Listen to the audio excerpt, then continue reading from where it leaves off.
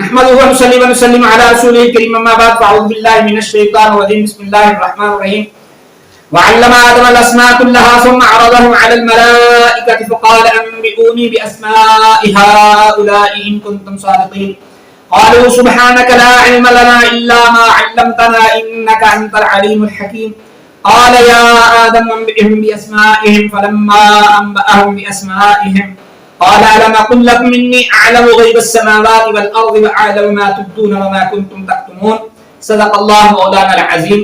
سامعین کرام، گزشتہ درس اور آج کے درس میں یہ 3 آیات سورہ بقرہ کی آیات تلاوت کرنے کا شرف حاصل ہوا، 31، 32 اور 33.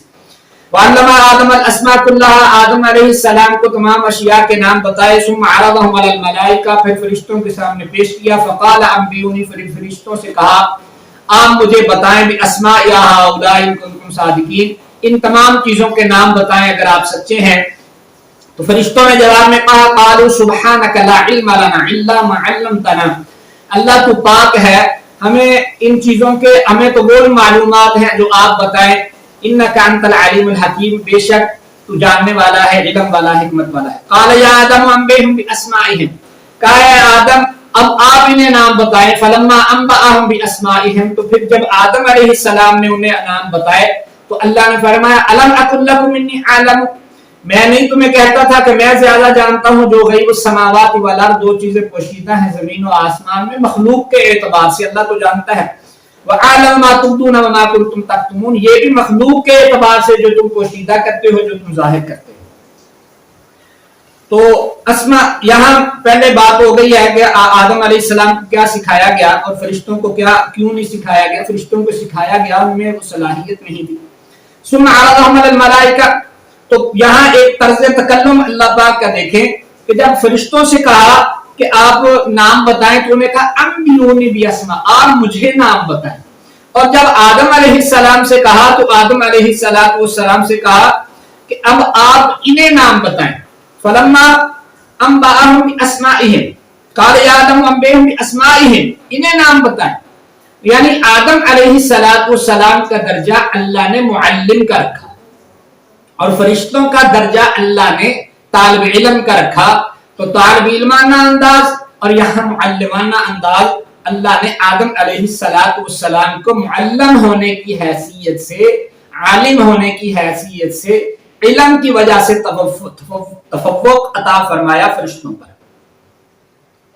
تو انہوں نے اپنی عاجزی کا اظہار فرمایا تو آدم علیہ السلام نے انہیں بتا دیا. فلما انبأهم باسمائهم، تو یہاں غیب سے مراد، یہ زمین و آسمان کے غیب سے مراد مخلوق کے اعتبار سے ہے. اللہ تو ہر چیز جاننے والے ہیں، اللہ کے اعتبار سے نہیں. وما يعلم عن ربك مثقال ذرة، اللہ تو ایک ذرہ بھی اللہ سے پوشیدہ نہیں، وہ تو اس ذرے کو پیدا فرمانے والا ہے، اس کے خواص کو جانتا ہے، تو اس سے کوئی چیز کیسے پوشیدہ رہ سکتی ہے. عالم الغیب والشہادۃ، یہ والشہادہ، تو یہ عالم غیب و شہادت سے مراد یہ مخلوق کے اعتبار سے جو ان کے سامنے ظاہر ہے، جو ان کے سامنے پوشیدہ ہے. اللہ کے سامنے تو ہر چیز ظاہر ہے اور ہر چیز. یہاں پر یہ بات ایک واضح ہوتی ہے کہ خلیفہ وہ ہے، خلافت کا حقدار معصوم ہونا نہیں، نیک ہونا نہیں، بلکہ جنہیں نظام میں حکومت چلانا آتا ہو، جو اس علاقے کے لوگوں کی ضروریات سے آگاہ ہو، جو جانتا ہو، انہیں خواص کا علم ہو. اب جس کو پتا ہوگا بھوک لگے گی تو اسے پتا ہوگا نا بھوکے کی کیسے گزر اوقات ہوتا ہے، وہ اس کا خیال کرے گا. اب شراب کا کیا نقصان ہے اسے پتا ہوگا تو وہ شراب والے کو سزا دے گا. تو فرشتوں کو نہ بھوک لگے نہ شراب بھی، انہیں پتہ ہی نہیں، تو وہ کیسے نیابت کر سکتا تھا. اس لیے آدم کو خلیفہ بنایا. اب خلافت فی الارض اللہ قرآن مجید میں فرماتے اللہ یصطفی من الملائکۃ رسلا ومن الناس ان اللہ سمیع بصیر اللہ اعلم حیث یجعل رسالتہ. تو اللہ نے خلافت کے لیے زمین میں اپنے جو نائب مقرر فرمائے وہ انبیاء علیہ السلام ہیں. تو نبی اکرم صلی اللہ علیہ وسلم اللہ کے خلیفہ ہونے کی حیثیت سے آخری ہیں. ان کے بعد خلافت الرسول ہے، خلیفۃ اللہ نہیں ہے. تو اللہ نے رسول اللہ صلی اللہ علیہ وسلم کو 6 چیزوں میں خصوصیات عطا فرمائی ہیں باقیوں پر. کہ پہلے جتنے انبیاء آئے وہ ایک قوم اور ملک کے لیے آئے، وہ وہاں تک محدود تھے. نبی اکرم صلی اللہ علیہ وسلم یعنی وہ ایک قوم، خاص خطہ اور ملک کے لیے. اور اللہ کے رسول صلی اللہ علیہ وسلم چونکہ خلیفہ، آخری خلیفہ تھے اللہ کے اس زمین پر، تو قل یا ایھا الناس انی رسول اللہ علیکم جمیعا، تو اللہ نے رسول اللہ صلی اللہ علیہ وسلم کو ساری انسانیت کے لیے، تمام ملکوں اور افراد کے لیے رسول اور نبی بنا کے اور خلیفہ بنا کے بھیجا. دوسری چیز یہ دیکھیں کہ جتنے انبیاء اور رسول آئے وہ مختلف ایک محدود زمانے تک آئے. اللہ کے نبی صلی اللہ علیہ وسلم چونکہ آخری خلیفہ تھے اللہ کے، اس لیے ان کا زمانہ تا قیامت ہے. تیسری چیز، جتنے پہلے انبیاء آئے جو اللہ کے خلیفہ تھے وہ آئے، تو وہ ان کی آہستہ آہستہ وقت کے ساتھ ان کی تعلیمات، ان پر کتابیں نازل ہونے والی اور ان کے فرامین وہ تحریف ہو گئے، اور اللہ کے نبی صلی اللہ علیہ وسلم پر نازل ہونے والی کتاب انا نحن نزلنا الذکر وانا لہ لحافظون، اس کی حفاظت بھی اللہ نے اپنے ذمہ لی، اور اللہ کے نبی صلی اللہ علیہ وسلم کے فرامین کی حفاظت کا ذمہ بھی لیا، تو وہ بھی آج تک محفوظ ہیں، قرآن بھی اور حدیث شریف بھی، اور قیامت تک محفوظ رہیں گے.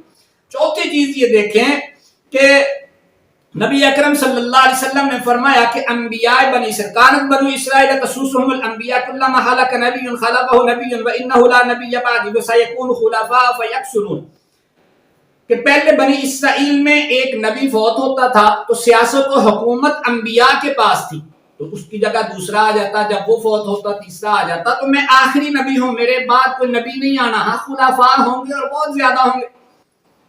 تو جو پہلے خلیفہ ہوتے تھے وہ اللہ کی طرف سے مامور ہوتے تھے، یعنی نبی ہوتے تھے. اب خلافت مامور نہیں ہوگی بلکہ نبی اکرم صلی اللہ علیہ وسلم کی خلافت آگے چلے گی، خلیفۃ الرسول ہوں گے، اور ان کا میں نے بتایا تھا 4 طریقے ہیں جیسے وہ منتخب ہوں گے. پانچویں خصوصیت یہ ہے کہ آپ کی امت کے مجموعے کو اللہ پاک نے نبیوں والا مقام عطا فرمایا کہ نبی معصوم ہوتے ہیں، اور پوری امت کے بارے میں نبی اکرم صلی اللہ علیہ وسلم نے فرمایا لن تجتمع امتی علی الضلالہ، میری امت گمراہی پر اکٹھی نہیں ہوگی. اور نبی اکرم صلی اللہ علیہ وسلم نے فرمایا ہمیشہ ایک جماعت ایسی رہے گی جو حق پر ہوگی، اور خلفاء ہوں گے نبی اکرم. اب خلیفۃ اللہ نہیں ہے، خلیفۃ الرسول ہیں، اور یہ قیامت تک رہیں گے. نبی اکرم صلی اللہ علیہ وسلم نے فرمایا علیکم بسنتی وسنت الخلفاء الراشدین. تو یہ نظام خلافت راشدہ، پھر اس کی ایک بنیاد نبی اکرم صلی اللہ علیہ وسلم کے خلفاء نے جو نظام حیات، جو نظام خلافت عطا فرمایا، وہ آنے والی نسلوں کے لیے ایک طریقہ کار وضع کر گیا.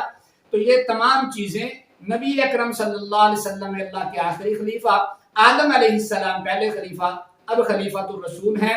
وَأَمْرُهُمْ شورا سے یہ بات ظاہر ہوتی ہے کہ اب شورائی نظام کے ساتھ خلیفہ منتخب کیا جائے گا، اور خلیفہ اللہ اور اللہ کے رسول کے بنائے ہوئے قوانین کو نافذ کرے گا، اپنی طرف سے کوئی قانون بنانے کا اس کو اختیار نہیں ہے. اللہ سمجھنے عمل کی توفیق عطا فرمائے. وما علینا